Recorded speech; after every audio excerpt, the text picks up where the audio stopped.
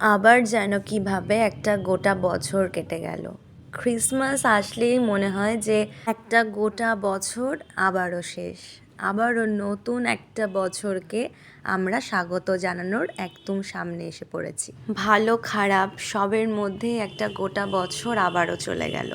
বলতে গেলে এই 2024টা আমার সত্যিই খুব খারাপের মধ্যেই কেটেছে। আপ অ্যান্ড ডাউন দুটো মিলিয়েই ছিল এই 2024। তবে খারাপটা একটু বেশি, তার কারণ আমার খুব কাছের একটা মানুষ, আমার দাদু, এবছর আমাকে ছেড়ে চলে গেছে। তো সবটা মিলিয়ে এই বছরটা খারাপটাই বেশি হয়তো। যখন এই ক্রিসমাস শপিংগুলো করতে বেরোই, কোথাও গিয়ে দাদুর কথা মনে পড়ে। কারণ ছোটোবেলায় যখন মামার বাড়ি যেতাম তখন দাদু হাতে করে ক্রিসমাস ট্রি, এই স্যান্টা ক্লজ গিফট লুকিয়ে লুকিয়ে আমাকে দিয়ে যেত যখন শুয়ে থাকতাম। তো সব মিলিয়ে না, এই ক্রিসমাস ফেস্টিভ্যালটা আসলেই খুব মামা দাদুর কথাই মনে পড়ে। আমার এটাও মনে পড়ে যে for the first time Christmas আমি মামা বাড়িতেই সেলিব্রেট করতে শিখেছিলাম।